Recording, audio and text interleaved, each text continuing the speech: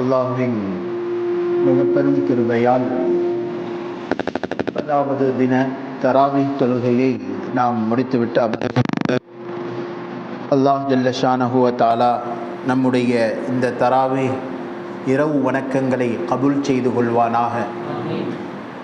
எஞ்சியிருக்கக்கூடிய நாட்களில் மென்மேலும் ஆர்வத்தோடும் தேட்டத்தோடும் அமல் செய்யக்கூடிய பாக்கியத்தை அல்லாஹ் நம் அனைவருக்கும் நசீபாக்குவானாக. அப்போ நாம் பெருமானா ஸல்லல்லாஹு அலைஹி வஸல்லம் அவர்களுடைய சிறுவயது பிராயத்தை பற்றி கொண்டு வருகிறோம். இப்போ பாலகர் முஹம்மது ஸல்லல்லாஹு அலைஹி வஸல்லம் பாலூட்டி ஹலீமா சாதியா ரலியல்லாஹு அன்ஹா அவர்களுடைய வீட்டில் வளர்ந்து கொண்டு வருகிறார்கள். நிறைய அற்புதங்களை பார்த்த ஹலீமா சாதியா உள்ளத்திலே விளங்கி கொண்டார்கள், இது ஒரு சாதாரண குழந்தை அல்ல, இந்த குழந்தைக்கு ஒரு பெரிய எதிர்காலம் இருக்கிறது, இந்த குழந்தையில் ஏதோ ஒரு பெரிய மாற்றத்தை ஏற்படுத்தக்கூடிய ஒரு அலாதியான திறமை இருக்கிறது என்பதை ஹலீமா சாதியா விளங்கி கொண்டார்கள். அதன் அடிப்படையில் இந்த குழந்தையை கண்ணும் கருத்துமாக பார்த்து வந்தார்கள். அப்போ பாலகர் முஹம்மது தெரு வீதியில் விளையாடி கொண்டிருக்கும் பொழுது ஒருவர் வந்து அந்த குழந்தையை பிடித்து விட்டு செல்கிறார். மற்ற குழந்தைகள் எல்லாம் வீறிட்டு கத்தி தங்களுடைய வீடுகளுக்கு போய் பெற்றோர்களிடத்தில் சொல்லுகிறது, முஹம்மதை ஒருவர் பிடித்து விட்டார், முஹம்மதை ஒருவர் கடத்தி விட்டார், அந்த பாலகர் முஹம்மதை ஒருவர் கொலை செய்து விட்டார் என்பதாக சிறுவர்கள் எல்லாம் பதறிப்போக இந்த விஷயம் ஹலீமா சாதியாவிற்கு தெரிந்து கொள்ள வேகமாக ஓடோடி வந்து பார்க்கிறார்கள். அந்த இடத்தில் முஹம்மது ஸல்லல்லாஹு அலைஹி வஸல்லம் அவர்கள் நல்ல நிலையில் கொண்டிருக்கிறார்கள். அப்போ என்ன சம்பவம் நிகழ்ந்தது என்றால், முஸ்லீம்லே பதிவு செய்யப்பட்டதை போல பெருமானா ஸல்லல்லாஹு அலைஹி வஸல்லம் சொல்லுகிறார்கள், ஷக்க சதுரி, என்னுடைய நெஞ்சு அந்த நேரத்தில் கிழிக்கப்பட்டது, வனஸஅ மின்ஹு கல்பி, என்னுடைய உள்ளத்தை, வகுஸில பிமாஇ ஸம்ஸம், ஸம்ஸம் நீரால் ஜிப்ரீல் அலைஹிஸ்ஸலாம் கழுவினார்கள், சும்ம அஆதஹு, பிறகு உள்ளத்தை மறுபடியும் போர்த்தினார்கள் என்பதாக வருது. அப்போ ஸல்லல்லாஹு அலைஹி வஸல்லம் அவர்களுடைய சிறு பிராயத்திலேயே அவர்களுடைய உள்ளம் கழுவப்பட்டதாக வரலாற்றில் பதிவு செய்கிறாங்க. அதற்கு பிறகு பெருமானாருக்கு கோபத்தினுடைய பித்து எடுக்கப்பட்டதாக சொல்லப்படுகிறது. அதனால தான் ரசூலுல்லாஹுக்கு நிறைய இடங்களில் கோபம் என்பதே ஏற்படாத ஒரு நிலையை நாம் பார்த்திருக்கிறோம். ஒரு யூதன் ஒருவன் வருகிறான், பெருமானாரிடத்தில் வேகமாக வந்து பெருமானாரினுடைய சட்டையை பிடித்து இழுக்கிறான். ரிவாயத்துக்கல்ல வருது, அவன் இழுக்கும் பொழுது அவன் பிடித்த பிடியின் வேகத்தினால் அந்த சட்டையினுடைய அச்சுக்கள் பெருமானாரினுடைய கழுத்தில் பதிந்தது. பிறகு கேட்டான், யா ரசூலல்லாஹ், நீ கொடுத்த வாக்குறுதி கொடுக்கப்பட்ட நாட்கள் வந்துவிட்டது, என் பணம் எங்கே என்று கேட்க அருகில் இருந்த சஹாபாக்கள் எல்லாம் கோபப்பட்டார்கள். பெருமானா ஸல்லல்லாஹு அலைஹி வஸல்லம் அவர்கள் கேட்டார்கள், புன்முறுவல் பூத்தவர்களாக சொன்னார்கள், உன்னுடைய கடனை இன்று நான் திருப்பி தந்து விடுகிறேன் என்றார்கள். அப்போ கோபம் என்ற தன்மை அறவே ரசூலுல்லாஹ்விற்கு இல்லாமல் போனது. ஒவ்வொரு நபரிடத்திலும் அல்லாஹ் ஒரு ஷைத்தான் ஒருவனை வைத்திருக்கிறார். பெருமானா ஸல்லல்லாஹு அலைஹி வஸல்லம் சொல்லுகிறார்கள், என்னுடைய ஷைத்தான், என் மீது சாட்டப்பட்ட ஷைத்தான் ஃபக்கத் அஸ்லம், அவன் திட்டமாக முஸ்லீம் ஆகிவிட்டான் என்றார்கள் ஸல்லல்லாஹு அலைஹி வஸல்லம்.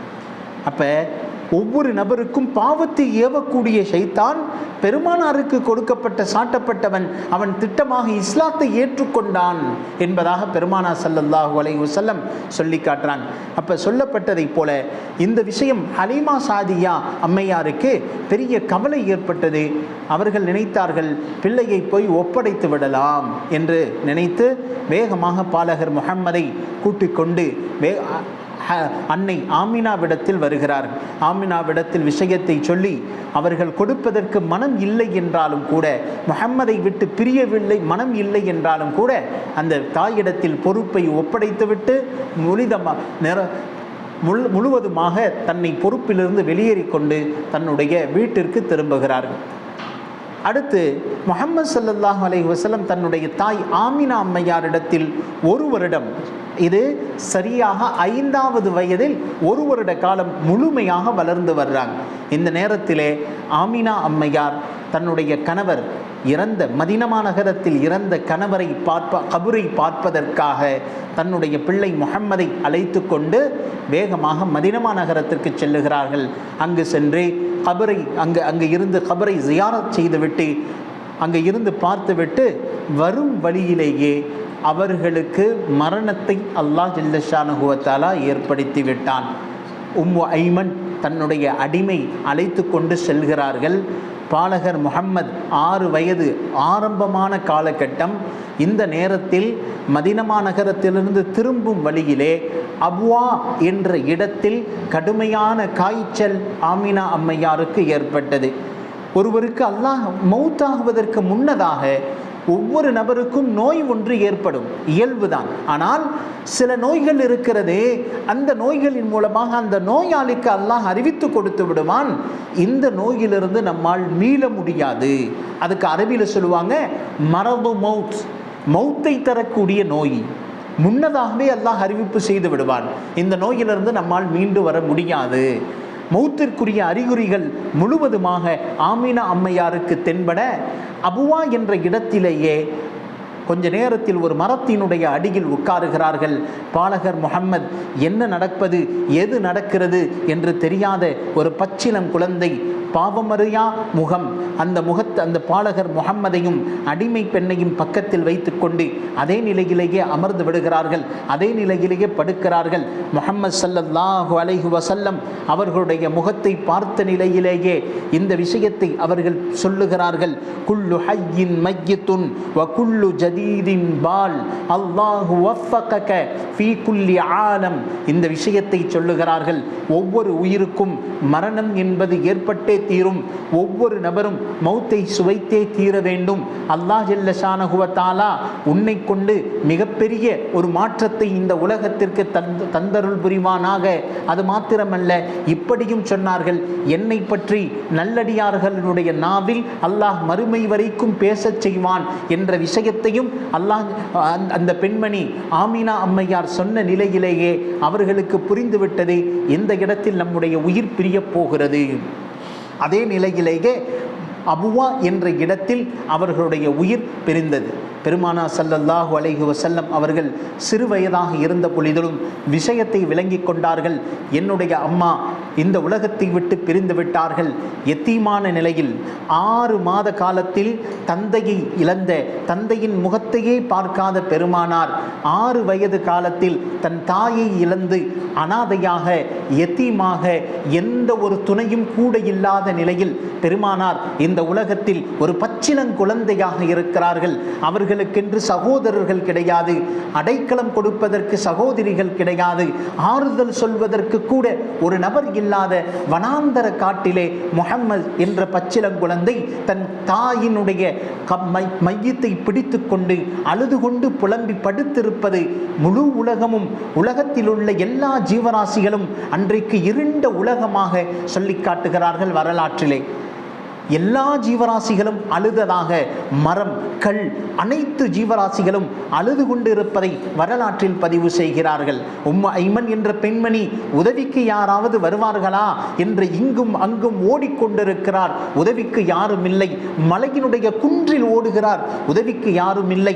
இந்த பெண்மணி வேகமாக ஒரு சிறு பள்ளத்தை நோண்டி அதன் மீது மண்களை போட்டு அதன் மீது கற்களை வைக்கிறார். கற்களை வைத்துவிட்டு கிளம்பலாம் என்று நாடுகிறார். பாலகர் முஹம்மது தன் தாயை விட்டு பிரிவதற்கு மனம் இல்லாமல் முஹம்மது ஸல்லல்லாஹு அலைஹி வஸல்லம் அந்த கபரின் மீது கட்டி அணைத்து படுத்த நிலையில் அழுது கொண்டிருக்கிறார். பாலகர் முஹம்மது தாயை விட்டு பிரிவதற்கு மனமில்லை, அழுது கொண்டிருக்கிறார். இரவு முழுவதும் கடக்கிறது. பெருமானார் அந்த கபரை விட்டு வருவதற்கு மனமில்லை, மறுபடியும் அழுகிறார்கள். பகல் முழுவதும் கடக்கிறது. அடுத்த நாள் இரவு ஆரம்பமாகிறது. உம்மு ஐமன் அந்த பெண்மணி சொல்லுகிறார், வாருங்கள், வேகமாக தம் பாட்டனார் அப்துல் முத்தலிப் உங்களுக்காக காத்து கொண்டிருப்பார், அவரிடத்தில் நாம் சென்று விடலாம் என்று அந்த முஹம்மதை அழைத்து கொண்டு செல்கிறார்கள். முஹம்மது ஸல்லல்லாஹு அலைஹி வஸல்லம் தன் தாயினுடைய கபரை விட்டு பிரிவதற்கு மனம் இல்லாமல் கண்ணுக்கு எட்டிய தூரம் போய் கபர் மறையும் வரைக்கும் தன் தாயின் கபரை பார்த்து அழுது கொண்டே இருந்தார்களாம்.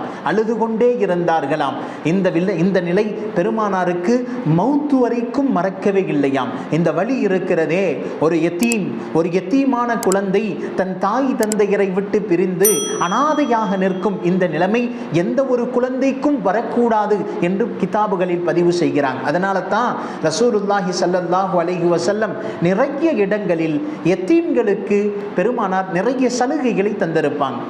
ஒரு இடத்தில் ஒரு தோழர் வந்து கேட்கிறார், யா ரசூலல்லாஹ், எனக்கு உள்ளம் கல் நெஞ்சத்தை போல இருக்கிறது, எவ்வளவு உபதேசங்கள் சொன்னாலும் என்னுடைய உள்ளத்தில் இரக்கத்தன்மை வருவதில்லை, என்ன செய்வது யா ரசூலல்லாஹ்? பெருமானார் சொன்னாங்க, ஃபம்ஸஹ் பிஐதீக் ரூஸல் யதீம், உன்னுடைய கையை யத்தீமுடைய தலையில் தடவி விடு, அல்லாஹ் உன்னுடைய உள்ளத்தை இரக்கப்படுத்துவான் என்றார்களே.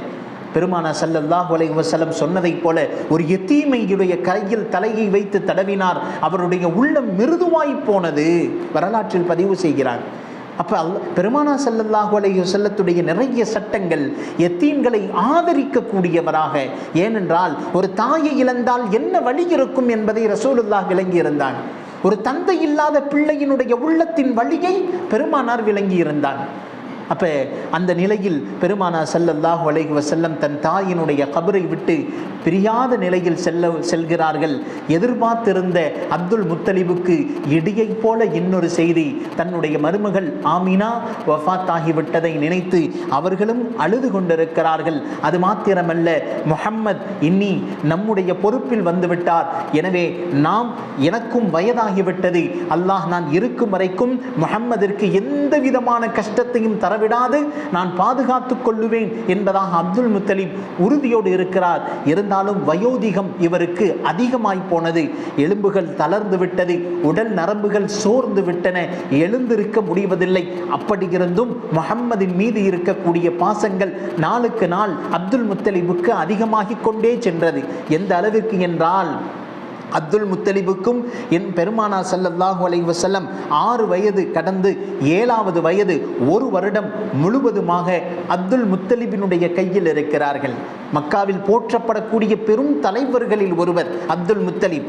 பெருமானாரின் மீது எப்படி தன் மகன் அப்துல்லாஹின் மீது பாசத்தை கொண்டிருந்தாரோ அதைவிட மிக 2 மடங்கு முஹம்மது மீது, அந்த பாலகரின் மீது பாசத்தை வைத்து வளர்த்து வந்தார்கள் அப்துல் முத்தலிப். அந்த அளவிற்கு பாசத்திற்குரிய நேசத்திற்குரிய தன்னுடைய பேர குழந்தைக்கு எந்த ஒரு சிக்கலும் வந்துவிடாது அவர்களை பாதுகாத்து கொண்டிருக்கும் பொழுது அல்லாஹ் ஜல்ல ஷானஹு வ தஆலா 8வது வயதில் 2வது மாதத்தில் அப்துல் முத்தலிபையும் பெருமானாரிடத்திலிருந்து பிடுங்கினான். மேலும் மேலும் ரசூலுல்லாஹிற்கு சிறு வயதில் சோதனைகள் அதிகமானது. அப்துல் முத்தலிபுக்கு இன்னும் கொஞ்ச நேரத்தில் உயிர் பிரிய போகிறது, இன்னும் அனாதையாக இருக்கிறார், தனக்கு ஆறுதல் சொல்வதற்கு யாரும் இல்லை. அந்த பாலகருடைய உள்ளம் எத்தனை வழிகளைத்தான் தாங்கிக் கொள்ளும், எத்தனை வழிகள்.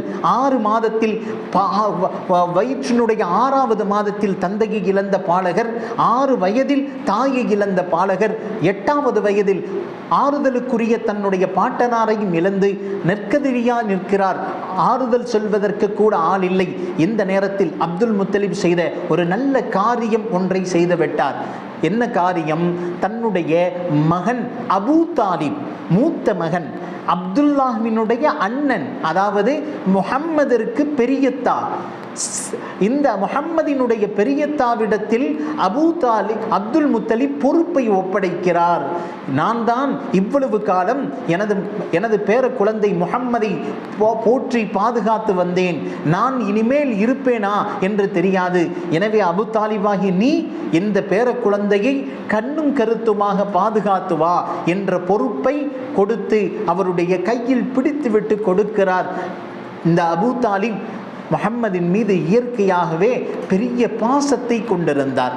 எப்படி அப்துல் முத்தலிப் மக்காவில் சிறந்த தலைவராக இருந்தாரோ அதுபோல் அபு தாலிப் கண்ணியமிக்க நபர்களில் ஒருவராக இருந்தார். ஆனால் அவர் மிக ஏழ்மையாக இருந்தார். ஏனென்றால் அப்துல் முத்தலிபுக்கு சுமார் 14 ஆண் குழந்தைகளும் 7 பெண் குழந்தைகளும் இருந்தது. அதில் ஒருத்தர் அப்துல்லா, இன்னொருத்தர் அப்துல் முத்தலிப், இன்னொருத்தர் அபு தாலிப், இன்னொருத்தர் அப்பாஸ். இப்படியாக 14 ஆண் குழந்தைகளை அப்துல் முத்தலிபுக்கு அல்லாஹ் கொடுத்திருந்தான். இந்த 14 ஆண் குழந்தைகள்ல அபு தாலிபினுடைய கையில் பிடித்து முஹம்மதை கொடுக்கிறார். இவரை நீ இனிமேல் வளர்க்க வேண்டும். அபு தாலிப் ஆசையோடு அந்த முஹம்மதினுடைய முகத்தை எல்லாம் பார்க்கிறார். அப்துல் முத்தலிப் சொன்ன விஷயங்கள் எல்லாம் நினைவுக்கு வருகிறது. இன்னலி ஹாதல் குலாம் லஷஅனா, இந்த முஹம்மதிற்கு, இந்த பாலகருக்கு பெரிய எதிர்காலம் இருக்கிறது, இவரை நீ எப்படியாவது பாதுகாத்துக்கொள் என்பதாக அபு தாலிபுக்கு உபதேசம் செய்துவிட்டு சொல்றார். இருந்தாலும் அந்த அபு தாலிபிடத்தில் காசு பணங்கள் இல்லை, குறைவாக இருந்தது.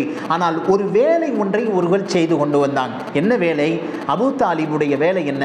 மக்காவிற்கு யாரெல்லாம் வருவார்களோ ஹஜ்ஜுக்காக வேண்டி அவர்களுக்கு தண்ணீர் புகட்டக்கூடிய வேலையை அபு தாலிப் உடைய பொறுப்பில் வம்சவெளியாக வந்து கொண்டிருந்தது. தண்ணீர், இவங்க தான் ஹாஜிகளுக்கு தண்ணீர் கொடுக்கணும், ஹாஜிகளுக்கு பணிவிடை செய்யக்கூடிய ஒரு பொறுப்பு. காரணம், இந்த பொறுப்பை பெரிய பாக்கியமாக மக்காவினுடைய தலைவர்கள் கருதி கொண்டிருந்தாங்க. எனக்கு இந்த பொறுப்பு கிடைக்காதா, நான் ஹாஜிகளுக்கு ஹிதுமத் பணிவிடை செய்ய மாட்டேனா என்ற மக்காவினுடைய பெரும் பெரும் தலைவர்கள் ஏங்கிக் கொண்டிருக்கும் பொழுது இந்த பதவி அபு தாலிபுக்கு அல்லாஹ் கொடுத்திருந்தான். ஆனால் இவரிடத்தில் ஏழ்மை, தண்ணீர் கொடுக்கணும்னா காசு வேணும், பணிவிடை செய்ய வேண்டும் என்றால் அதற்குரிய பணம் தேவைப்படுகிறது. இவரிடத்தில் காசு இல்லை.